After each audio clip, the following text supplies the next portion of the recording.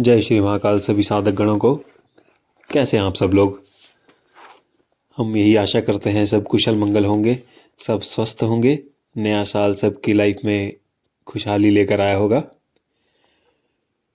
तो आज इस वीडियो में हम बात करेंगे सूर्य द्वितीय भाव में शुभ और अशुभ फल क्या देता है। इस वीडियो में देखकर आप ये जान पाएंगे कि आपकी कुंडली में यदि सूर्य द्वितीय भाव में है तो वो शुभ है या अशुभ है। तो सबसे पहले तो हम बात करेंगे सूर्य द्वितीय भाव में जब शुभ कंडीशन होती है, उसकी शुभ अवस्था में सूर्य क्या फल देता है। तो शुभ सूर्य वृष, मिथुन, कर्क, सिंह, तुला, वृश्चिक, कुंभ, मीन लग्न के जो जातक होते हैं उनमें स्व राशि है। और ये अगर ये इस पर किसी क्रूर ग्रह की दृष्टि ना पड़ रही हो या फिर इसकी युति किसी दुष्ट ग्रह के साथ ना हो तो ये शुभ का माना गया है, यानी कि उच्च का सूर्य माना गया है।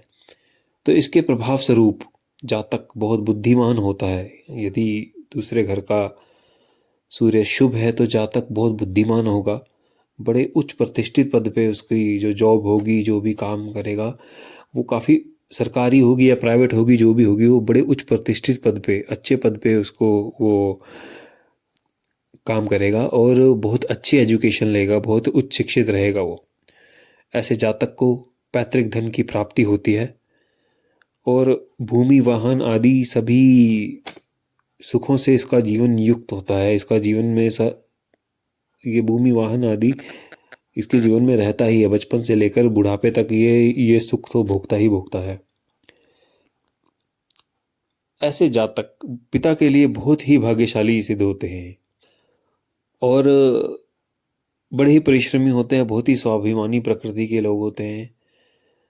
और देखा गया है कि अगर सूर्य और गुरु की युति द्वितीय भाव में बन रही है और दोनों शुभ अवस्था में हैं तो ऐसे जातक बहुत ही अच्छे वकील और मेडिकल प्रैक्टिशनर, मतलब मेडिकल फील्ड में भी जा सकते हैं और बहुत बड़े नामी गिरामी वकील बनते हैं। अंततः मतलब अपने एक एज में आकर ये काफ़ी अच्छे वकील बन जाते हैं और अच्छा मेडिकल फील्ड में भी ऐसे लोग अच्छा नाम कमाते हैं, अच्छे डॉक्टर बनते हैं, क्योंकि बहुत परोपकारी लोग होते हैं। इनका व्यक्तित्व में बड़ा परोपकार करने की इच्छा होती है इनकी।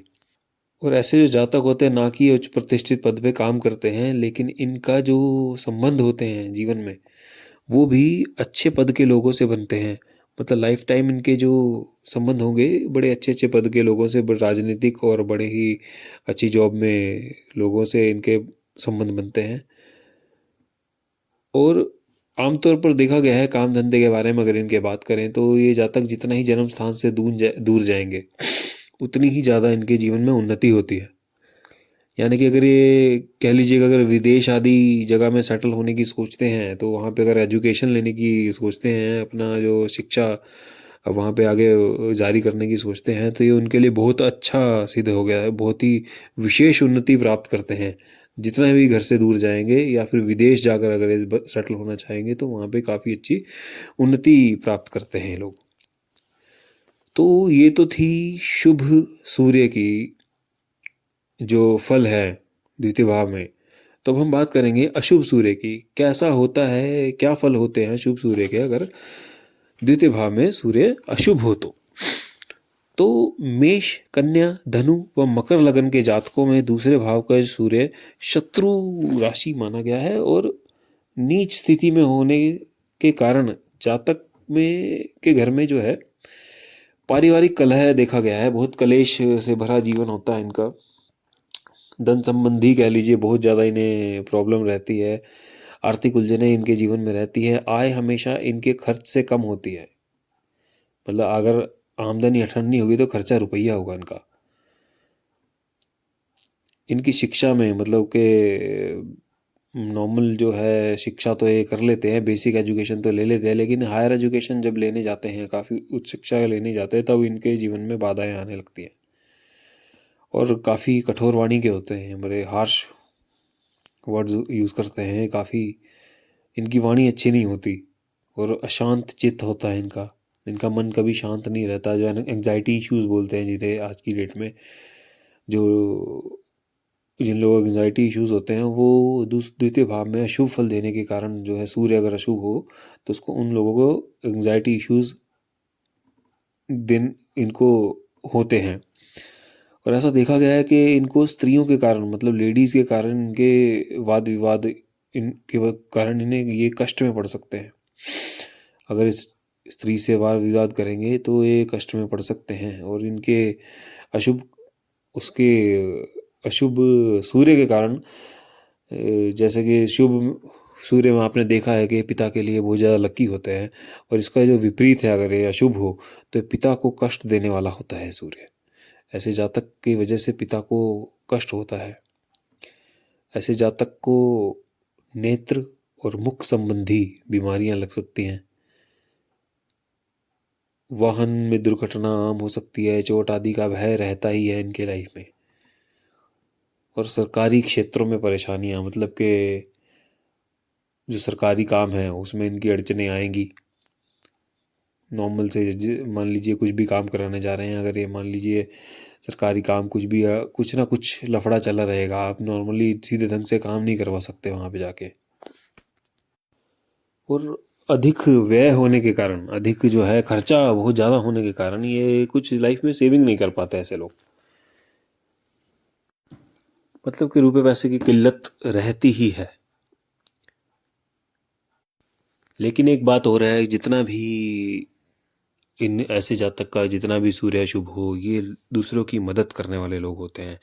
दूसरों की मदद करने में हमेशा आगे रहते हैं। ये कभी भी पीछे नहीं हटते। अगर किसी की भी हेल्प करनी हो तो ये कभी हमेशा आगे बढ़ चढ़ के साथ देते हैं अपने साथ वालों का, अपने मित्रों का, अपने बड़े भाइयों का, अपने पिता का हमेशा ये सदैव साथ देते हैं। तो ये तो थे सूर्य के शुभ और अशुभ फल द्वितीय भाव में। तो अब हम बात करेंगे सूर्य के उपाय कि अगर आपका सूर्य अशुभ है तो क्या उपाय करें आपका सूर्य शुभ फल देने लगे।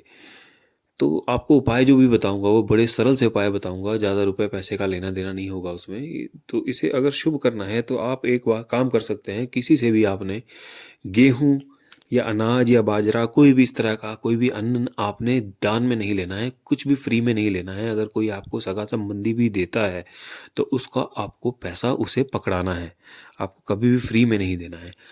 आप हमेशा शनि के कोई भी उपाय करते रहिए, शनि देव की आराधना करते रहिए, उससे भी सूर्य द्वितीय भाव में सूर्य शुभ होता है। और आप एक काम और कर सकते हैं, नारियल या बादाम या तेल का दान करें, इससे भी शनि शुभ होता है। तो द्वितीय भाव में सूर्य शुभ फल देने लगता है। दूध चावल चांदी आदि जितने भी ऐसी चीज़ें हैं इनका दान करें। और एक जो और उपाय मैं आपको बताऊंगा जो आपको अपने जीवन में बदलाव लेकर आना है, अगर आप ऐसा कुछ कर रहे हैं तो आप शुक्र यानी कि स्त्री, आप इससे कभी पंगा मत लीजिए। आप इनसे जितना हो सके उतना कलह से दूर भागिए, इनकी हाँ में हाँ मिलाइए, आपकी जीवन सुखी रहेगा। अगर आप इनसे कलह कलेश से दूर भागेंगे, आप इनसे जितना भी, क्योंकि नॉर्मली जो अशुभ सूर्य की वजह से ऐसे लोगों के झगड़े होते रहते हैं लड़कियों से, या फिर कह लीजिए स्त्रियों से इनके कुछ ना कुछ मनमुटाव रहेंगे, घर में अपने लिए घर की लेडीज से मनमुटाव रहेंगे। तो आपको सिर्फ ये उपाय करना है कि आपने उनसे मनमुटाव नहीं रखना है, आप उनसे झगड़े से दूर रहें, किसी भी तरह के झगड़े से दूर रहें, क्योंकि स्त्री है शुक्र। और अगर आपका यहाँ पर अगर आप किसी भी स्त्री से पंगा लेंगे तो आपको नुकसान होगा ही होगा, तो आपको वो अवॉइड करना है। और अगर आप ऐसा करते हैं तो आप निरंतर जो है प्रगति के पथ पर अग्रसर रहेंगे। तो इसी के साथ समाप्त करते हैं हम आज की वीडियो।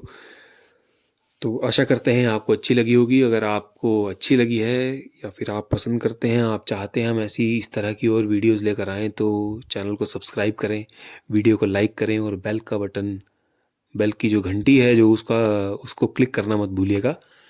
धन्यवाद। हमारी यही मनोकामना है कि प्रभु भोलेनाथ आपकी सारी मनोकामनाएं पूर्ण करें। आपके सर पर प्रभु भोलेनाथ का, भगवान भोलेनाथ का आशीर्वाद सदैव बना रहे। जय श्री महाकाल।